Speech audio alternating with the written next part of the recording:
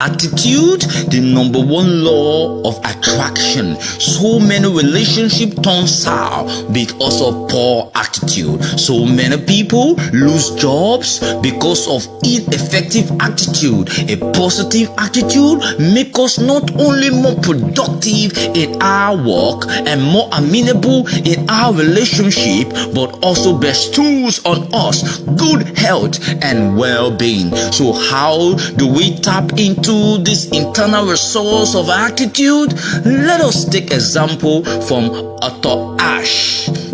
In the year 1735, a West African lady called Amma was captured and brought to America as a part of the slave trade. There, unfortunately as it was, she became a property of the governor of North Carolina called Samuel Ashe. She and her descendants took on the surname of their owner, Ashe. In the year 1948, amongst her descendants was born a boy called Arthur. He grew up to be extremely talented in tennis, but according to the segregated society of Richmond, Virginia, he was prohibited from playing in tournaments which had Caucasian youth. Many of the courts in the city were also barred for him. However, a coach from St. Louis took him under his tutelage and coached him.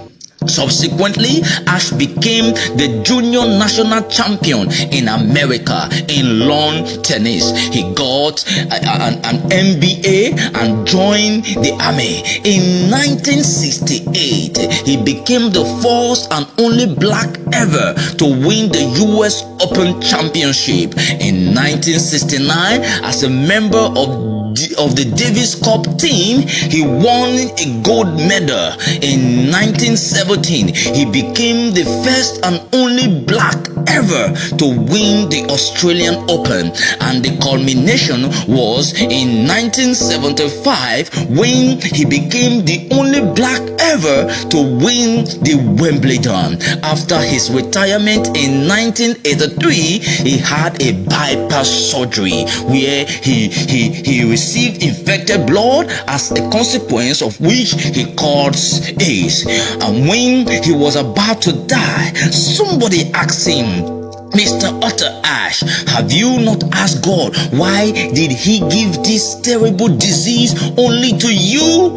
Arthur Ashe gave a classic answer. He said, "Around the world, 50 million children started playing tennis.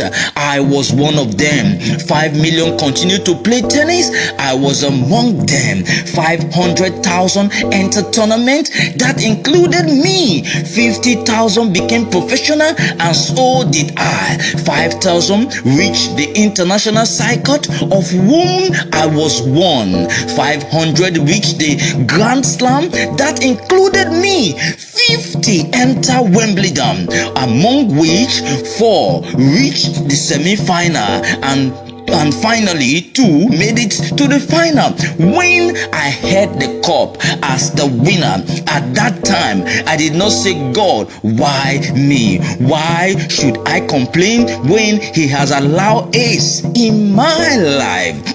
Arthur Ashe had mastered the inner asset of attitude. On the other hand, there are those who make a mess of their attitude. They repeatedly revisit emotions and negativity and dismay, thereby becoming miserable and ineffective. Some people create reasons to be miserable, and those repetitions of negative thoughts and emotion create poor attitudes.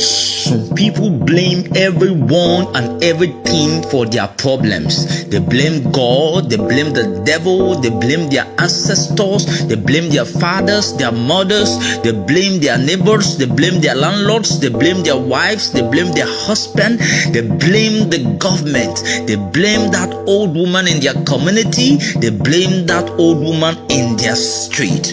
They blame anything that comes their way. They even blame the cockroach in their cupboard, and they blame the rat in their houses for their own fault and their ill behavior.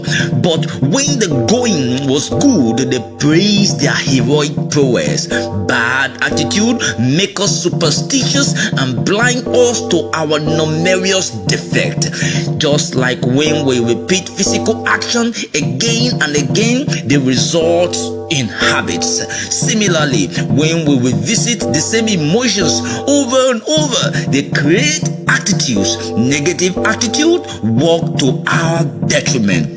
When a survey was conducted of senior managers, 3,000 of them, they were asked that amongst the last 3 people you dismissed from your organization, what were the major reasons for their dismissal? It was discovered that 2 out of 3 had been dismissed, not because they were not talented, skillful, or knowledgeable, but they had defective attitude. So how do we tap into this internal resource of attitude?